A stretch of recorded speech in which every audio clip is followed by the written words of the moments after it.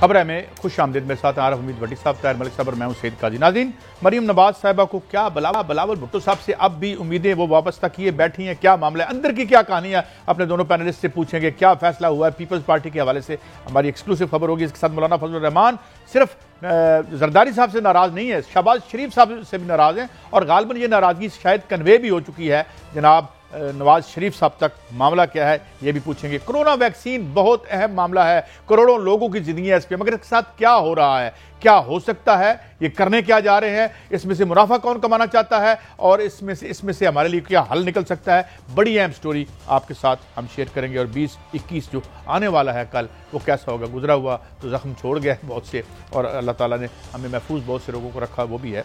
लेकिन आने वाले दिनों में मैशत कैसी होगी। भट्टी साहब, मरियम नवाज साहबा ही अभी उन्होंने कहा जी हम बिल्कुल कोई कमेंट नहीं करेंगे जब तक उनका ऑफिशियल कोई स्टेटमेंट नहीं आ जाता। क्या मामला है, फेस सेविंग हो रही है? बिस्मिल्लाहिर्रहमानिर्रहीम। कैसा साहब, एक तो GNN के नाजरीन को, देखने वालों को आप जैसे जानते हैं कि खबर है आज 2020 का आखिरी प्रोग्राम। आज इंशाल्लाह जिंदगी रही तो अगले साल मिलेंगे। हमारा मकसद कभी भी नाजरीन किसी की भी दिल आजारी करना नहीं होता था। हम हकायक आप तक पहुँचाने के लिए अगर कभी किसी की दिल आजारी हो तो उसकी माजरत चाहते हैं, लेकिन बदनीति नहीं होती, क्योंकि जर्नलिस्ट का बेसिक काम है हकायक अवाम तक पहुँचाना। बिल्कुल। तो नए साल की GNN इंतजामिया की तरफ से नया साल हम उम्मीद करते हैं कि पाकिस्तान के लिए तरक्की, खुशहाली और कामयाबी का होगा।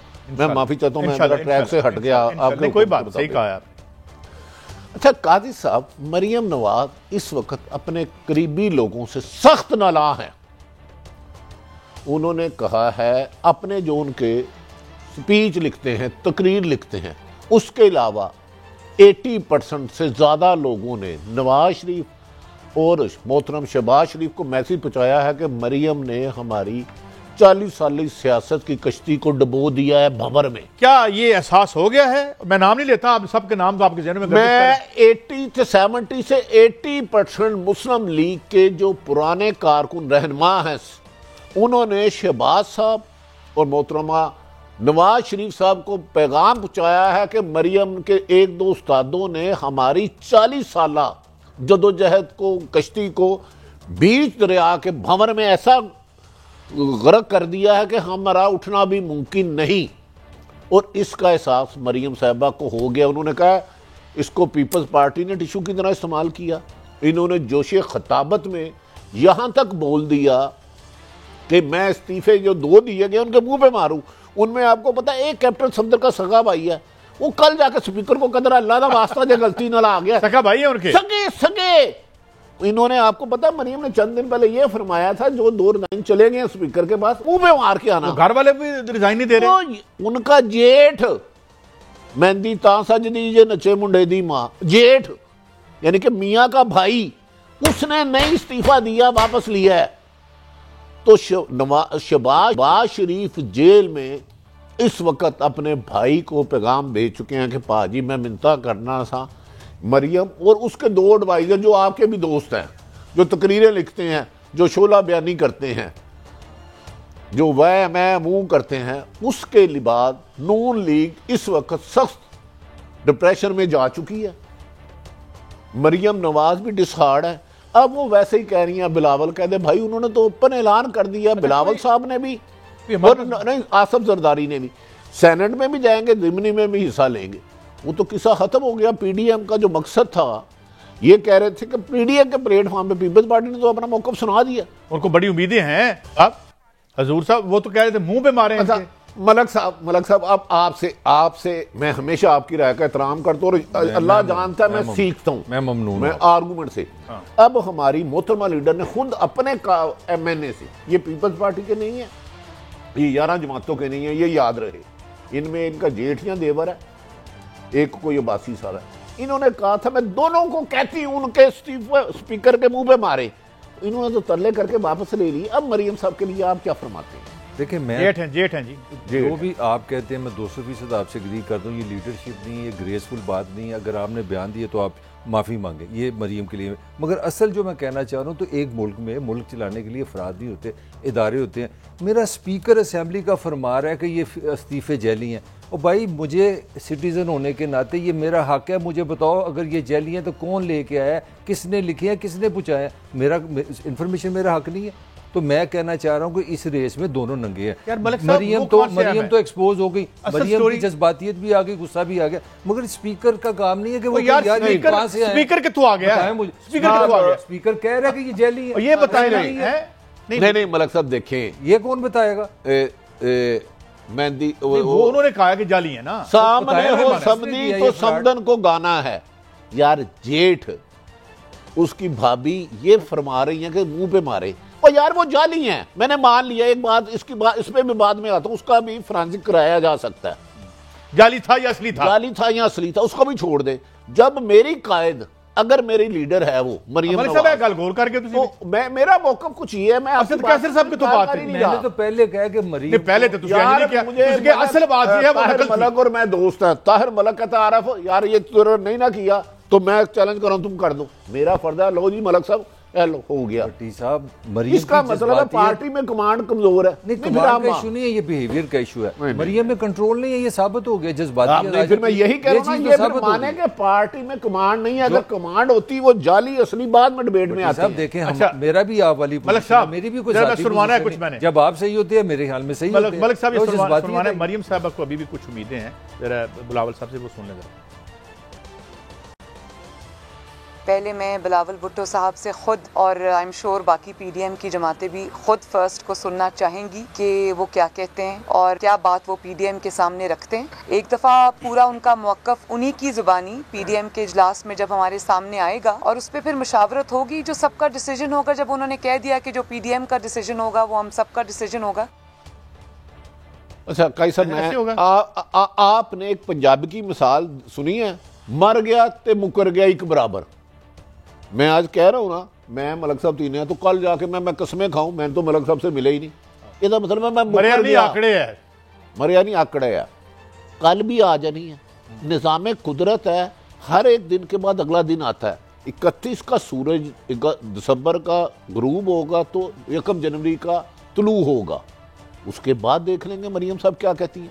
मैं चैलेंज कर रहा हूँ, पीपल्स पार्टी सेनेट के इलेक्शन में भी जाएगी, जिमनी में भी हिस्सा लेगी। नहीं ये मजबूरी क्या है भट्टी साहब, मजबूरी क्या है? क्यों ये सामने बातें सामने उन्होंने क्लियर कर दिया, फारग कर दिया। इंतकाम और गुस्से में इंसान अंधा हो जाता, उसको अपने असाब पर कायम नहीं रहते। इन्हें मरियम नवाज आज भी बच सकती हैं। दो जो इनके राइटर हैं जो तकरीर लिखते हैं, उनको कहे अल्लाह का वास्ता तुमने मुझे बड़ा डबो दिया, मेरे बाप ने अच्छा या बुरा 85 से 81 से ज़ियाउल हक से शुरू की सियासत, वो भाई 50 साल सियासत की कश्ती आपने मांझ दरिया डुबो दी है, तो माफ़ कर दें। अब भी मरियम उन 2-3 लोगों से बच जाए, अदरवाइज आने वाले दिनों में एक और मिलियन ब्लंडर करने वाली है जिसे पीडीएम डिनाई करेगी। क्या मतलब? मरियम नवाज साहबा एक बड़ा ब्लंडर करेंगी। कोई वीडियो आ रही है कोई? यार वीडियो शीडियो को छोड़ दे, वो इनके पास भी है और उनके पास भी है। वीडियो इन्होंने चलानी होती ना, नवाज शरीफ साहब ने 4 दफा 2-2 घंटे वीडियो टेबल पे रख के देख के फिर नहीं दिखा सके, क्योंकि अगलों ने कहा काका जी अगर कमीज हमारी नहीं रही तो बनियान आपकी भी नहीं रहेगी। ये भी वीडियो है, वीडियो तो वीडियो होती है ना, उसमें तो फिर सब नजर आ जाता है। ये गोया रेडीमेड कपड़ों का मसला था। तो मेरी एक मौकफ ये है कि इस वक्त मुस्लिम लीग नून सबसे ज्यादा आजमाइश में आ गई है। मौलाना फजलुर रहमान के पास तो था ही कुछ नहीं जो वो गवाते, उनके अब 40% या 30 से 35% मदरसे उनको छोड़ने वाले हैं। अच्छा भट्टी साहब, एक मैंने आपसे एक और सवाल पूछना है। बात यह है कि क्या ये भी कहा गया है कि अगर ज़्यादा बात आगे बढ़ी तो हुसैन नवाज साहब जो अंदर JIT के सामने बोले थे उसकी कैसेट्स भी बाहर आ सकती हैं? मैं बताऊं, अगर मरियम साहिबा नहीं या नवाज शरीफ, इनका राइट है, हमारे लिए तो काबिल एहतराम है, हमने आज पहले दिलदारी ये केस तो निकाली ना, सबसे ज्यादा प्रॉब्लम इनके लिए होगी। मैंने इससे कुछ नहीं कहता, इससे कुछ नहीं कहता। पीएम हाउस के किचन में, पीएम हाउस के किचन में दूसरी जगह जब कोई एक अहम तरीन शख्सियत वज़ीर-ए-आज़म बनी थी, किचन में जो वाक़या हुआ था वो बंदा भी आज भी जिंदा है। किचन के बाहर एक दूसरा रास्ता था, उसे कुंडी चिटकनी लगा दी गई थी। बात निकलेगी तो दूर तक जाएगी। ये 90s की बात कर रहे हैं आप तो। बस मैं जवान सी कर रहा हूं, कर दी भाई, कर दी। और एनी शायद उस वक्त पीएम उसका जो सिक्योरिटी इंचार्ज था वो भी जिंदा है, जिंदा है। तो वो मेरा ख्याल इसका है, मतलब ये है कि हम अच्छी अच्छी फिल्में देखने से महरूम रहेंगे दोनों अतराफ में से। हाँ बस ये आपकी वैसे ये जुल्म है, ये ज्यादती है। मैं भट्टी साहब की बात से डिसएग्री करता हूँ कि ये नून को बड़ा नुकसान होगा। भाई अवाम को बताओ क्या है सच, दोनों बताएं, इसमें क्या बुराई है? मेरा हक नहीं है, मेरा हक नहीं है मुझे पता लगे कि मेरे सियासतदान कैसे हैं। मेरी गाल सुनो, सारे एक दूसरे को वो पहले हमें पाबंद करता है, एसओपी हैं, हम ब्लर करके चीजें चलाते हैं, इस तरह मुनासिब नहीं होता। एक नेशनल टीवी है, हमारी माएं बहनें हम बच्चे उसकी बात नहीं कर देख रहे होते रहे। हैं। मेरी गुजारिश है, मैं जमहूरियत की बात कर रहा हूं। जमहूरियत में जो अपोजिशन का कॉन्सेप्ट है वो क्या है? वो ये है कि आप उनकी बुराइयां बताएं, वो आपकी बुराइयां बताएं। असल इशू अगर जमहूरियत होती तो आज बिजली की कीमत के इजाफे पे अपोजिशन जुलूस निकाल रही होती, पेट्रोल की कीमत पे इजाफे पे चीख चला रहे होते, जो 99% लोगों का मसला है। मलक साहब ये फैक्ट माने, को बचाने वाले 1% में से इनका मसला नहीं है। ये सच चाहिए। जरा मौलाना फजल रहमान साहब ने कुछ कहा है, पीडीएम क्या हाथ में फैसला करने जा रही है? और यकीनन जो भी किसी पार्टी की कोई तजवीज़ है या सोच है तो वो पीडीएम ही के इजलास में उस पर हतमी फैसला होगा और हतमी बहस होगी। और पाकिस्तान पीपल्स पार्टी की सीसी के इस बात को खराज तहसीन पेश किया गया कि हम जो भी बात कर रहे हैं वो तजावीज़ हैं और हतमी फैसला पीडीएम करेगा। डैमेज कंट्रोल डैमेज कंट्रोल नहीं है ये। एक छोटी छोटी आपसे खबरें देखिए काजी साहब, पॉलिटिक्स जो होती है वो अप एंड डाउन का नाम होता है। ये नहीं होता कि आप कंसिस्टेंटली ऊपर जाते हैं, ये कंसिस्टेंटली नीचे आते हैं। आप ये फिलहाल डाउन नहीं हो गया, डाउन है 100% डाउन है। अगर आप एक साल चुप रहे उसकी भी वजह थी, अगर एक साल आप बोले उसकी भी वजह से।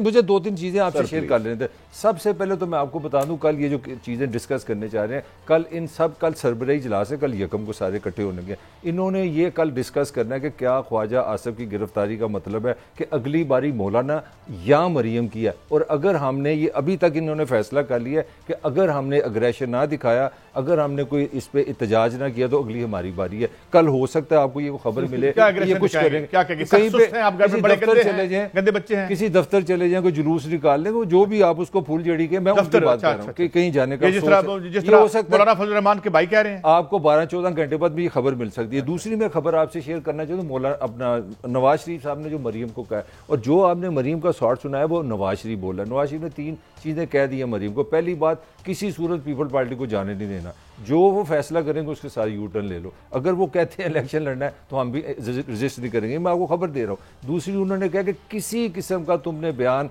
अपनी तरफ से मीडिया से लेके नहीं देना, या तुम बिलावल से बात करोगी, या तुम जरदारी से बात करोगी, या मौलाना से बात करोगी, फिर तुम मीडिया। तो जरदारी ने अगर मरियम का फोन ही ना सुना हो फिर तो भाई वो बात की बात है। ये तो उन्हें रेस्क्यू किया जा रहा है। देखिए, जब भी किसी भी, इवन हम प्रेस क्लब का इलेक्शन लड़ते हैं और होते हैं, इंटरनल मीटिंग में जो मीडिया को ब्रीफिंग दी जाती है वो बिल्कुल उससे उल्ट होती है। उसमें इनसाइड गुफ्तगू कभी भी नहीं होती। अच्छा, कल हुआ क्या अंदर क्या? मैं आपको ये चैलेंज कर रहा हूँ, मैं चैलेंज कर रहा हूँ। वो कह रहे हैं मौलाना फजल रहमान पीपल्स पार्टी को हम काबिल तहसीन मुबारक देते हैं। वो तो मान गए कि उनका अच्छा फैसला है रिजाइन ना देना, धरना ना देना, और मियां साहब को तशरीफ ले आए, मियां साहब को तशरीफ लाना। दूसरा, मरियम नवाज साहबा ने क्या बेचारी ने करना है? वो लाहौर से चली लाड़काना की गलियां, जहां शहबाज से हमने घसीटना था। बीबी और भट्टो, जिनको फांसी जिसने दी गई, भट्टो को, वो एक हिस्ट्री है, उसकी बकाया जात आज भी है। उधर जाके फूल भी बरसा दी। अब फैसला तो हर पार्टी ने इंडिपेंडेंट करना है ना। अब मुझे बता दें, ये फैसला क्या जरदारी को गन पॉइंट पे कहेंगे कि बिलावल को, हो सकता है कल बिलावल पहुंचे ही ना इजलास में, जाए भी तो वो क्या, ठीक है हमारी सीसी की मीटिंग है, हम आपके फैसलों के पाबंद नहीं है, आप अपने डिसीजन करें। अच्छा भट्टी साहब, मैं भी एक खबर आपको दे दूं। एक बहुत बड़ा ग्रुप जो है PMLN में, वो उसने अपना मैसेज दे दिया है कि हमने करोड़ों रुपए खर्च किए हैं इलेक्शन पे, जो इमरान खान बात कर रहे थे, और उसके बाद अब सेनेट का इलेक्शन आ रहा है, अब हम इस्तीफे दे दें कि जो पहले थोड़े बहुत काम हो रहे हैं वो भी नहीं होंगे, तो साडा भट्ठा बिठाना जे, मतलब है जिस तरह आपने फरमाया ना अभी। अच्छा, उनका यही सीजन है हमारा, हमने कुछ लगाना है, कुछ कमाना है, फिर अगले इलेक्शन में खर्च फरमाना है, यही हमारा धंधा है। साढ़े पीछे पै गए हो। और भाई और दूसरी गल है कि बलोचिस्तान में सबसे ज्यादा पैसा चलता है सेनेट इलेक्शन में, डू यू नो? मौलाना साहब के उधर पल्ले जीरो नहीं रहा। अब फिर सेनेट के इलेक्शन में कमाई है कुछ लोगों की, मैं ये नहीं कह रहा। आप कह रहे हैं कि नोट को इज्जत दो। यार नोट को ही तो इज्जत दी है इन्होंने, नहीं दी। मुझे बता दें, इनका मौकफ था हम इस जाली हुकूमत को, वजीर आजम को नहीं मानते। इस वजीर आजम की सरबराही इमरान खान साहब की मौजूदगी में सेनेट के इलेक्शन हो रहे हैं, उसमें सेनेट का चेयरमैन पीटीआई का होगा आने वाले दिनों में आफ्टर इलेक्शन। तो ये कहते हैं मैं उसको मानते नहीं। और हिज़्ब इख्तिलाफ पीपल्स पार्टी होगी ना। आप देखें इनके पल्ले है क्या? मौलाना किस बुनियाद पर बाइकाट करेंगे? पल्ले नहीं थे, लद कर दी मेला मेला। भाई मेले में जलेबियों खाने के भी पैसे होते हैं। पहले तो टिकटें भी सुना बिकती रही हैं यहाँ पे। बात जो मैं चटान अखुनज़ादा चटान को कोट कर रहा हूँ, और वोट भी बिकते रहे हैं, तो पैसे नहीं होंगे तो फिर कैसे इलेक्शन का धंधा चलेगा सेनेट का? I am sorry, this is I am not saying that. निजाम बदल गया, चीजें बदल गई आपके ख्याल में? सब ठीक हो गया? नहीं, मैं तो मुझे तो आज सुन लेना, मैं सुन रहा था आज एक प्रेस कॉन्फ्रेंस सुन रहा था इस्माइल मुख्तार साहब की, वो कह रहे थे दुनिया की सबसे महंगी गैस जो है ना इस हुकूमत ने खरीदी है। मुझे एज ए रिपोर्टर जर्नलिस्ट याद आ गया 2 साल पहले यही पीटीआई कह रही थी। नहीं, कोई चीज बदली है, सिर्फ ये हो गया कि जो इल्जाम नून पे लगते थे अब वो पीटीआई पे लगने शुरू हो गए। पहले पीटीआई 2 साल पहले कहती थी कि दुनिया की सबसे महंगी गैस जनाब इस हुकूमत ने ली है, ये फ्रॉड कर रहे। आज वो प्रेस कॉन्फ्रेंस सच ये मुझे बताएं फर्क क्या है? अपोजिशन में राय कुछ और होती है, हुकूमत में राय कुछ होती है। इसमें सिर्फ प्राइम मिनिस्टर का नाम, वज़रा का नाम चेंज होता है, बाकी वही बयान, बाकी रास्ता मंजिल वही होती है, लुटो फुटो तो नटो, सेम चीज है। अच्छा, एक शॉर्ट सुनवाना है, फिर मैंने ब्रेक पे जाना है। मरियम साहब, ये फिर लग रहा है भट्टी साहब के कुछ खतरात हैं। अच्छा, आप, मैं शक्ल से आपको कितना बेवकूफ लगता हूँ? इस कितना लिखा हुआ है? नहीं, मुझसे बहुत ज्यादा अकलमंद है, मैं खुद बेवकूफ लगता हूँ जब शीशे में देखता हूँ। वो मोहतरमा हमारी काबिले एहतराम है, इन्हें गिरफ्तार करना मुश्किल है। नैब पे पेशी थी, ये मार के आगे, तो सुन लेना, पत्थर मारे तोड़े, इन्हें तो जान के नहीं गिरफ्तार किया जा रहा कि और एक्सपोज हो, जितने डायलॉग करने हैं। अरे ये क्या मतलब? बाहर है कि नुकसान कर रही है नून लीग का। मेरे भाई, मेरे लीडर, मेरे कायद आप नहीं समझ रहे। नैब के पास जाती उमरा जो मरियम नवाज साहब ने प्रॉपर्टी खरीदी है, नाकाबिले यकीन शवाहिद मौजूद है। तो वो उनके हीरो नहीं बनाना चाहिए। शहबाज शरीफ ने, मैं चैलेंज करता हूं अपने आईनी माहिरीन को, कहा मेरी बेल फिलहाल मूव ना करना। ये मैं कह रहा हूं, शहबाज शरीफ के वकला ले लें आप, क्योंकि वो चाहते हैं ये नवाज शरीफ को जो बहुत शौक था ना कि मरियम लीडर बन गई है, अपना शौक पूरा कर लें। ये शौक पूरा कराया जा रहा है। मैं आपको खबरें दे रहा हूं, अंदाजे नहीं कर रहा, अल्लाह के करम से जान के। क्या देखो, मौलाना साहब को मिले, ख्वाजा आसफ को नैब ने अरेस्ट करना था, कर लिया ना। मौलाना साहब के घर दोगे, मरियम के घर जा रहा कोई? हालांकि एक खातून को, हमारी बेगुनाह होंगी, टोटल इनोसेंट होंगी, बुलाया, उन्होंने नैब पे पथराव किया, नैब ने उसके बाद मरियम को बुलाया ही नहीं। हर कोई तो वजह होगी ना, बेखुदी बेसुआ में नहीं। मतलब ये है कि वो चाहते, और भट्टी साहब ऐसी ये स्ट्रेटजी कामयाब भी रही है कि खुले चलो, जब से जल्द से कर लो एक्सपोज। देखिए, हमने, आपको याद होगा मलक साहब अदब से, मुल्तान में क्या कहता था, ये इमरान खान के दुश्मन है जो उधर जलाओ इनके क्रैकडाउन कर रहे हैं। एक दिन का जलसा 4 दिन चलाया, लाहौर में खुली छुट्टी दी, एक्सपोज हो गए ना, सब हकायक आ गए सामने। ये होता है अक्ल के मुताबिक चलना। कोई सीनियर पॉलिटिशियन हो तो जूनियर बच्चे हों, बच्चे गैर सियासी होते हैं, लेकिन बच्चों को अगर छोटी उम्र में बड़ी चीज़ गाड़ी दे दे चलाने के लिए तो नहीं चलती उनसे, गाड़ी का नुकसान हो जाता है, बच्चों को भी चोट लग सकती है। तो मेरा ख्याल है मरियम को अपने 2 या 3 उस्ताद जो मेरे इल्म में हैं, जो नून लीग के आज 50 साल पुराने पॉलिटिशियन ने मुझे कहा कि मरियम काश दुआ करो इन 2-3 जनाजों से जान बचा ले अपनी।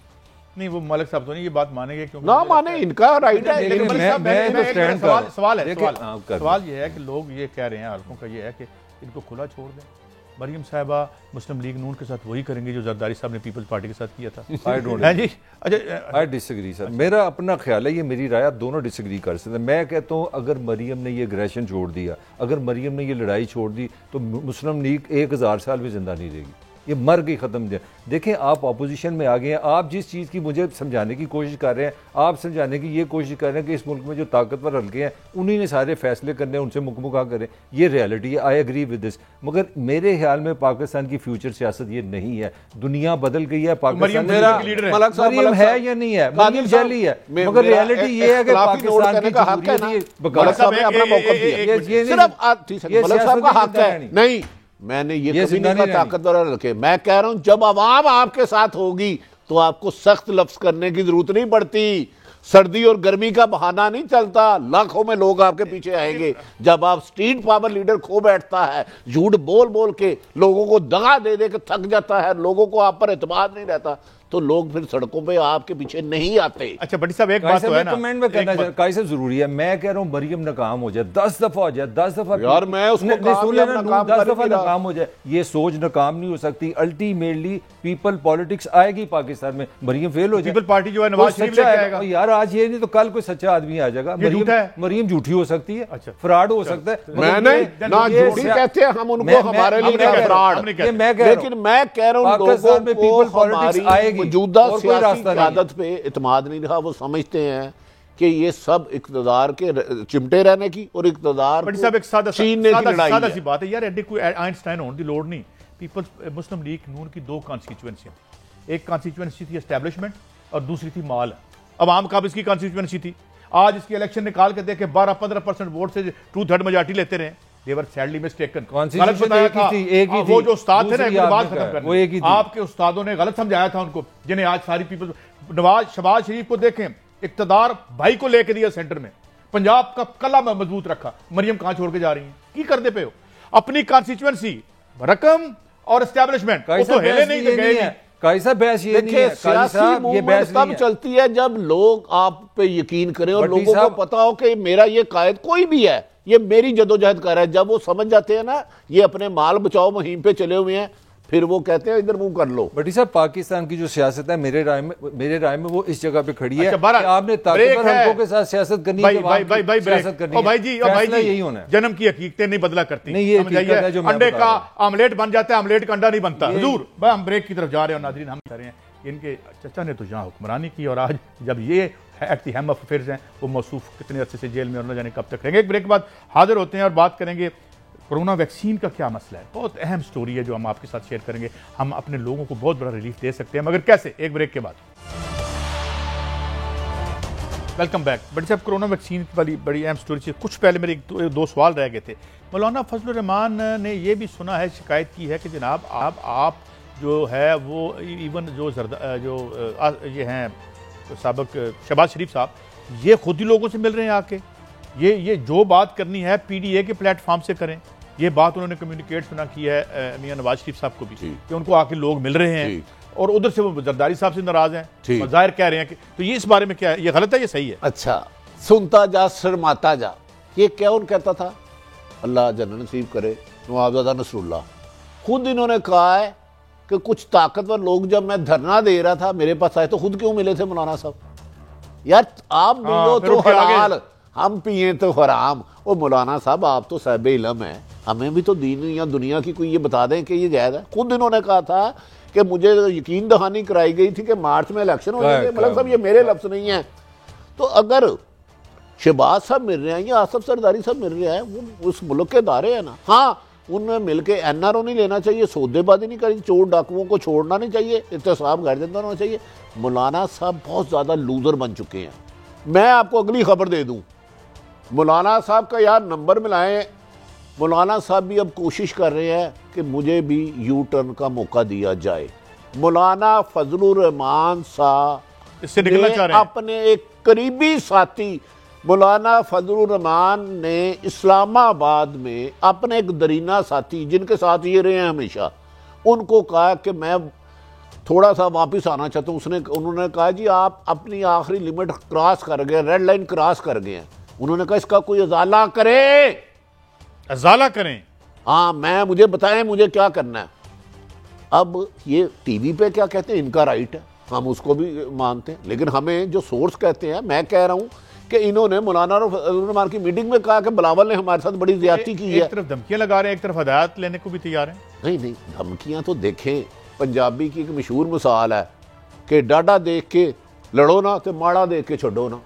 वो दूजी मलक साहब तुहाडे दरून दी मिसाल है कि माड़ा मंगे, कंफ्यूज हो गया हूं। नहीं, डाडा मंगे पेड़े ते देन वाले भी बथेरे, माड़ा मंगे आटा ते देन वालियां दा भी घाटा। ये मौलाना का वो हिसाब है, डील नहीं हो रही तो अग्रेसिव है, जिस दिन हो गई तो ये तो खैर हमारा पुराना काम है, गिरबान छोड़ो पाँव पकड़ो, पाँव छोड़ो गिरबान पकड़ो, होना नहीं चाहिए। ये तो 68-69 की तर्ज की तहरीक उठ पड़ेगी ख्वाजा साहब के लिए। नहीं, काई साहब आप पता नहीं कहाँ रहते हैं। अच्छा, ये मैं इधर ही हूँ। इम्कान है इसका, मैंने आपको पहले भी बताया था, वो बड़े पॉपुलर लीडर हैं। कल ये एजेंडे पे होगा, कल ये एजेंडे में डिस्कस करेंगे, जिसका इनका इम्कान है कि मौलाना या अपना मरियम बीबी अगली गिरफ्तारी हो सकती है। और इसका इम्कान है कि हो सकता है ये ऐसी कॉल दे दें कि मिलजुल के कोई कारकुनों के जी नैब के दफ्तर जाएं, कोई तजाज करे, कोई इस तरह की कोई चूरन बिक सकता है बस। अच्छा, खबरें ये हैं कि बिलावल साहब आ नहीं रहे यहाँ पे, वो वीडियो लिंक पे आएंगे। बट इससे मेरा बड़ा सादा सवाल सुन लें, आप बोलिएगा। बात यह है कि बड़ा कमाल का अच्छा एजेंडा होता है, बहुत अच्छा एजेंडा बनाते हैं, जमीन पे आके गायब हो जाता है, इसकी क्या वजह है? देखिए, मैंने गुजारिश की है, एलामिया ये क्या करते हैं, मीडिया से गुफ्तगू क्या करते हैं, इनसाइड इंफॉर्मेशन। जर्नलिस्ट का बेसिक काम है दीवार के पीछे देखना। और बिलावल नहीं आ रहे, सोर्सेज होते हैं। मैं आपको बता दूं ना, हमारी वो लीडर ने कहा वार्निंग दे रही हूँ को छोड़, इसको मेरा ख्याल है वार्निंग दी है भी कोई 48 घंटे तो हो गए हैं। कल क्या करेंगे? मैक्सिमम हम नैब ऑफिस के बारे एहतजाज करेंगे, 2000 बंदा ले जाएंगे, अब फलां जगह एहतजाज करेंगे। इससे ज़्यादा क्या होगा मुझे बता दें। चलें आप बता दें, हो सकता है 10 लाख बंदा आ जाए। मैं खुदा ना खास्ता इनकी मैन पावर को नहीं चैलेंज कर रहा, इनकी वार्निंग तो हवा में उड़ गई। साहब क्या अदालतें, जज घर आके खुदा ना खास्ता ये तो नहीं करेंगे आज जी बेल ले ले, आपने वार्निंग दे दी है तो करते तो रहे हैं। नहीं, वो अब जस्टिस क्यूम गया, अब वो ना ढूंढे यार, वो सजाद अली शाह मॉडल कब आएगा? वो मिसाली मॉडल हमें बड़ी चीफ परेशानी जस्टिस गुलजार अहमद बैठे हैं, साकब निसार साहब जैसे चीफ जस्टिस रहे हैं जो इनको तकलीफ दे होते हैं क्योंकि उन्होंने नाहल जो किया। तो गुजारिश ये है। बड़ी साहब, मेरा सवाल बड़ा कम वक्त कम है, मुझे ये बताएं कि जनाब एक तरफ कह रहे हैं वो पार्टी में आएंगे, बैठेंगे, वजाहत करेंगे, उन्होंने ये बयान क्यों दिया, क्या है उनकी, हम सुने, वो कहते हैं हम आ ही नहीं रहे, वीडियो लिंक पे बैठेंगे। अभी तक की ये खबर है, आ जाए कल तो पता नहीं। मैंने पहले दिन से अर्ज किया, आप जब से APC हुई है, मेरी अर्ज थी कि पीपल्स पार्टी सेनेट में भी जाएगी और ज़िमनी इलेक्शन में भी हिस्सा रहेगी, रिजाइन भी नहीं देगी। कल कोई दूर तो नहीं है ना, शाम को PDM के इजलास के बाद मैक्सिमम होगा, हम सख्त एहतजाज करेंगे और बयान शायद इससे भी सख्त, बयान बड़े सख्त होंगे। हो सकता है कदा जुलूस भी निकाल लें, ये उनका हक है, क्योंकि पहले जब जुलूस निकाला था, मगर जो जुलूस 13 दिसंबर को जो जुलूस निकला, उसके बाद ना जिंद हिला ना परिंद हिला, बड़ी साहब जाम हो गया पाकिस्तान। बड़ी साहब, मेरा टाइम कम है, मैं एक वफाद चौधरी साहब की ट्वीट भी दिखा दूं, उनका बयान है, क्या है जरा दिखाएं यार, पढ़िएगा जरा। अच्छा, ये भट्टी साहब, मैं आपसे ये बात करना चाहता हूँ कि ये अब सारे लोग जो हैं वो चाह रहे हैं कि जनाब हम राब्ते कर रहे हैं कि वैक्सीन जो है वो मंगवाई जाए और इंपोर्ट की जाए। मैं आपको स्टोरी देता हूँ। अच्छा, उन्होंने काबीना कमेटी ने फैसला किया कि इब्तदाई तौर पर चीन की कंपनी साइनोफार्म से वैक्सीन की 12 लाख डोजेज खरीदी जाएंगी, जो 2021 की पहली सहमाही में फ्रंट लाइन वर्कर्स को मुफ्त मुहैया की जाएंगी। प्राइवेट सेक्टर अगर कोई और बैन अक़वामी तौर पर मंजूर शुदा वैक्सीन इंपोर्ट करना चाहते तो वो कर सकते हैं। मैंने एक टॉप हेल्थ ऑफिशियल से, जो पाकिस्तान के एक टॉप है, जो हमारी हेल्थ की एस्टेब्लिशमेंट है, उस पर रह चुके हैं और इंटरनेशनली वो एडवाइस करते हैं इंटरनेशनल बॉडीज़ को। उन्होंने मुझे खबर दी, कहेंगे तो उनका नाम भी बता दूंगा अगर किसी को इतराज़ हुआ तो, या उनको टीवी पर। वो कहते हैं कि जनाब आप 34 करोड़ रुपए की वो मशीन आती है बनी बनाई, उसको आप इंपोर्ट करें, 2 महीने में आप उसको इंस्टॉल कर सकते हैं। अब मैंने पूछा जी हजूर ये इसमें बताएं कि इसका जो खाम माल है वो कहां से आएगा? उसका जी इंडिया, चाइना और क्यूबा। उनका आपको बात समझ नहीं आएगी, मैं आसान करके बात समझाता हूं कि जैसे आपने दही मंगवाई है और उस दही को आपने लस्सी बनाना है और बना के उसको वो क्या वाइल कहते हैं, वाइल्स कहते हैं ना, वो जो उसमें डाल के आपने दे देनी है। उनका 2 बातें होंगी, एक तो आपका पैसा बचेगा, 1 अरब में आप 2 प्लांट लगा सकते हैं, 4 अरब में 4 लगा सकते हैं, और साथ उन्होंने कहा कि आप आइंदा 4-5 सालों में ये बहुत बिकनी है, आप इसे एक्सपोर्ट भी कर सकेंगे। लेकिन अब हो क्या रहा है, जो कल हमने स्टोरी की थी, शेख अख्तर हुसैन उसी सीट पे बैठे हुए हैं, हालांकि फैसला हाई कोर्ट का आ चुका है। अच्छा, वो क्यों बैठे हुए हैं? उन्हें उठाया क्यों नहीं जा रहा? वो उठेंगे तो सीट खाली होगी, सीट खाली होगी तो कोई बंदा और भी आ सकता है। मैं आपसे इतराज करता हूँ। अच्छा? शेख अख्तर हुसैन पूरा हिस्सा देते होंगे, ये अरबों रुपए का प्रोजेक्ट है। कादी साहब ऐसे ना करें कि मादी की हुकूमत में हो तो कमीशन इधर खरबों रुपए खा जाए तो इधर नहीं जी, नहीं वो बैठा फलां बैठा है। देखे वजीर आजम पाकिस्तान इमरान खान, जवाब उनको देना है। बिल्कुल। देखे हाकिम वक्त वो हैं, हम अवाम ने वोट उनको दिया, वो पीटीआई के वजीर आज़म नहीं है, वो मुल्क के वजीर आज़म है। अगर उन्होंने गंदम की, चीनी की, LMG की, उसकी भी अरबों रुपए महंगी उन्होंने ली, तो सारा काम वजीर आज़म कहाँ है? क्या वो तलाशे गुमशुदा है?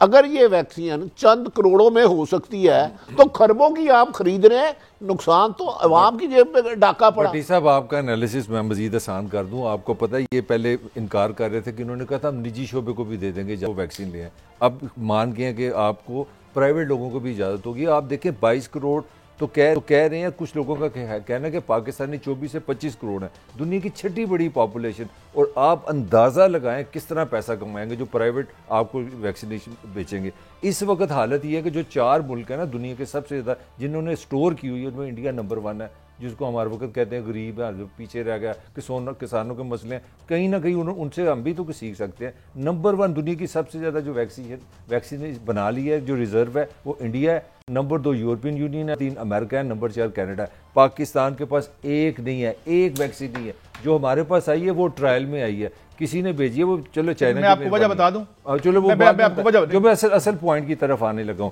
जो आपका जो पॉइंट है, अगर आपने खुद बना ली तो फिर वो निजी शोबे को क्यों देंगे? ये अच्छा, आपको एक समझ बात नहीं आ रही? मैं पहले आपको बात बताऊं, मगरब ने इंडिया को सिर्फ इसलिए इजाज़त दी थी कि ये इसकी पैदाइश के साथ मौत का खेल वाबस्ता है। वहाँ $1,00,000 देना पड़ता है उस आदमी को, और उसको हेल्थ इंश्योरेंस देनी पड़ती है जिस पे आप वैक्सीन टेस्ट करते हैं। वो जिस तरीके से हमारे ऊपर दवाइयाँ टेस्ट करते हैं ना, इंडिया को इसलिए इजाज़त दी गई वो वैक्सीन, क्योंकि वैक्सीन में एक तो मौत भी होती है और इधर आपको 2,000-10,000 रुपया देना पड़ता है इंडिया में। तो इसलिए आपको इनको घटिया समझ के उन्होंने ये इनको लगा, और अच्छी हमें भी करना चाहिए। नहीं, लेकिन मैं आपको वजह बता दूं, things should be in the Pakistan की सारी एक्सपोर्ट हम रोल लें, एक बात सुन लें, पाकिस्तान की सारी एक्सपोर्ट को भी डबल कर लें, इंडिया मेडिसिन तो उससे ज्यादा हमसे बेचता है, करता है, मान लिया करता है, लेकिन वो 1 करोड़ और 1 अरब और 30 करोड़ है। दुनिया के सबसे ज्यादा गरीब एक मुल्क में अगर रहते हैं तो वो इंडिया में है। दुनिया में सबसे जो जिल्लत भरी जिंदगी है अगर, और जो वहां मजहबी जो वहां पे शुरू हो गया है वो तो सारा आपके सामने है। उनकी अच्छी बातें बड़ी अच्छी थी, बड़े अच्छे लोग हम। लेकिन कादी साहब, इस वैक्सीन के इशू पे जो 22 करोड़ आवाम की जरूरत है, मतलब भाई ये कोई शौक से तो नहीं लगवाना।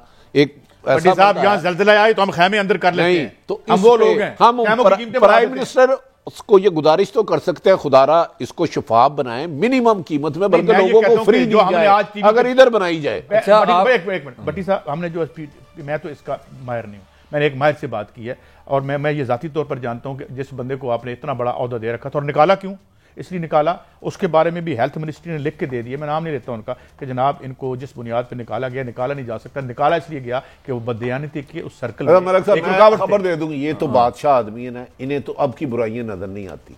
मैं आपकी बात कर रहा हूं। सिविल एविएशन ने एक टेंडर दिया, उससे पहले एक वाकफ को अरबपति बंदे को ठेका दे दिया, टेंडर अभी है, ठेका मिल चुका है। अच्छा, पहले चला गया। तो ये सारे काम यार हम काम तेजी से करें, फिर भी आप नहीं मानते। अच्छा तो ठीक है, फिर अगर आपकी कमीशन जायज है तो मेरे कायद नवाज शरीफ और पीपल्स पार्टी में होने वाली वो तो मुझे कमीशन है, बात की उन्होंने तो कमीशन इजाद किया था। मुझे लगता है महकमों के नाम बदले हैं, बाकी खबरें वही हैं। मैं कह रहा हूं वही खबरें दिया, ठेका पहले दे दिया गया एक अहम तरीन शख्सियत के कहने पे। ये पीआईए बिला वजह खसारे पे स्टील मिल नहीं गई, इसमें हमने अपना अपना हिस्सा डाला है, जो भी ताकतवर आया है। मैं किसी एक को कभी भी किसी चीज का जिम्मेदार नहीं ठहराता। अच्छा, एक ब्रेक है, अरब का खसारा है मलिक साहब, एक ब्रेक है, और ब्रेक पे जब हम बात करेंगे, शबर जैदी साहब ने जो 150 अरब डॉलर की बात की थी वो कहाँ है और किसके हैं, और साथ हम देखेंगे कि 20-21 हमारे जो आने वाले दिन है मैशियत के हवाले से, और आपके हवाले से, हमारे हवाले से, और आम लोगों के हवाले से कैसे रहेंगे, एक ब्रेक के बाद। Welcome back. मलिक साहब, बड़ा एक बुरा साल बना, रिसेशन आया, और भी लोगों मुल्कों का बुरा हाल है। हमारे आप कैसे देख रहे हैं, आपके पास क्या खबर है मैशियत के ज़िम्मन में? भाई साहब, मैं ईमानदारी से समझता हूँ कि बहुत बड़ी ट्रेजिडी का हम मरियम और आशिक अवान साहिबा के चक्कर में फंसे रहते हैं, और जो जुल्म पाकिस्तान में हुआ ना, मैं कोई पर्सनल बात नहीं कर रहा, ये मैंने एक नई तर्ज की हुकूमत देखी जिसने सबसे बड़ा कमाल ये किया है कि खबर ये आज की ये थी, आप भी सारे जर्नलिस्ट हैं, खबर ये थी कि इमरान खान साहब ने बहुत बड़ा आज आप पे एहसान किया। उन्होंने कहा 10 रुपये पेट्रोल नहीं बढ़ेगा, 3 रुपये बढ़ेगा, 7 रुपये माफ़ कर दिए, आपकी मेहरबानी। खान साहब की इतनी बड़ी असमत है कि 55 रुपए की चीनी उन्होंने 110 की पहले करवाई, फिर उन्होंने कहा 90 रुपए के कर पे ये खबर लगाओ कि चीनी सस्ती हो गई है। 170 का डॉलर हुआ, फिर कहा जी खबर लगाओ 160 का डॉलर हो गया। भाई सस्ती चीज़ तब होती है कि 55 से नीचे जाए, जब आप आए थे वहाँ से चले। तो आप सुन लें जो पाकिस्तान के साथ हुआ है इस साल में, सिर्फ 1.5 साल की आपको तफसील देने लगा। मैं पहले भी कह चुका हूँ 200 अरब आपकी जेब से ज़्यादा आटे की शक्ल में निकला है। मैं आम आदमी की अब बात करने लगा हूँ पॉलिटिक्स में।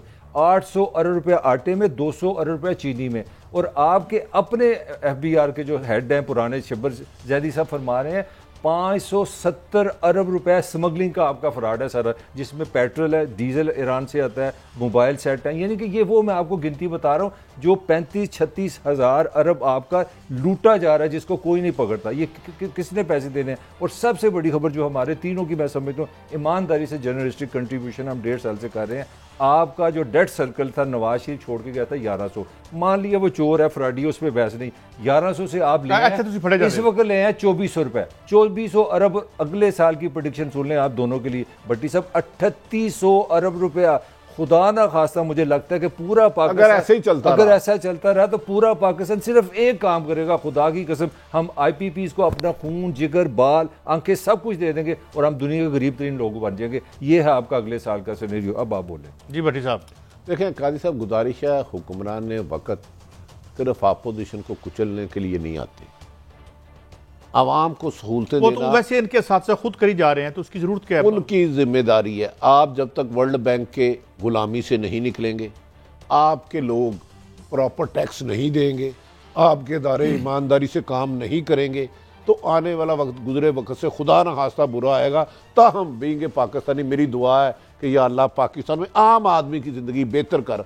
ये अरबपति लोगों को महंगाई से कभी फ़र्क नहीं पड़ता, इनकी तरफ ये कह रहे हैं ना 10 रुपये 2000 रुपये लीटर पेट्रोल कर दें, जो खरबपति आदमी उसे क्या फर्क पड़ता है। शब्बर जैदी साहब ने एक खबर और भी दी है, और मैं समझता हूँ उसमें कारोबारी हजरात को छोड़ के पॉलिटिकली एक्सपोज जो लोग हैं, ये 150 बिलियन डॉलर किसका बैर पड़ा? नहीं, फिर आप गलत कह रहे हैं ना।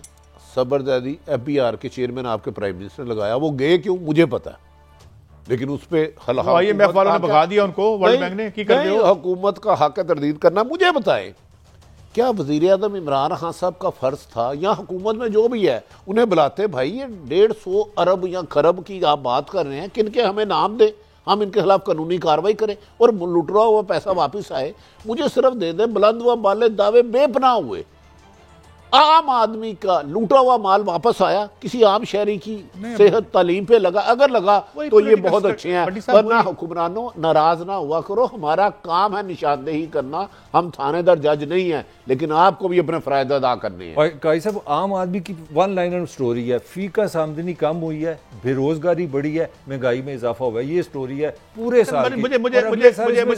इनकम खत्म हो गई, कुव्वत खरीद खत्म हो, और जॉब भी खत्म हो गई, पूरी बात ये है समरी। देखे बात सुने, पहली बात तो ये है मलिक साहब कि मुझे कोई एक ऐसा गुजरा हुआ साल बता दें जिसमें हमारे जो फिगर्स हैं वो गलत या खराब ना हो पिछले 50-60 साल। एग्रीड, मैं भी यही हुआ। पिछले साल खान साहब की सबसे बड़ी स्टेटमेंट थी 2020 रोजगार का साल होगा, ये मैं याद कर रहा हूं। एक तो बात ये होगी, दूसरी बात ये है कि और यार बे ही पहले लगाना ना, बेरोजगार का कह दो। ये होता इसी तरह होता रहा है। मेरे ख्याल में ये नहीं होना चाहिए। मैं जैसे बार बार आपको कह दिया, मैं एक आपको बात बताऊं, कहानी इमरान खान से आगे जानी है, पीछे नहीं आनी, जोर ना लाइए, समझ आइए, कहानी आगे जानी है। ये था हमारा आज का हफ्ते शो, और इस पर हम मजीद बात करेंगे, इस पर हम सवालिया निशान छोड़ के जा रहे हैं। और भट्टी साहब अभी ब्रेक में कह रहे थे कि हम देखेंगे कि जो ये डॉक्टर उबैद अली का, जो एक बहुत पढ़े लिखे आदमी, उन्होंने हमें ये चीज़ दी, इसके हम दोबारा भी कंफर्म करेंगे, और उसको हमने इसको ओपन किया है, ये ओपन फॉर डिस्कशन है, इस पर फिर बात होगी। इजाज़त दें, मंडे को मिलेंगे। अल्लाह हाफिज़।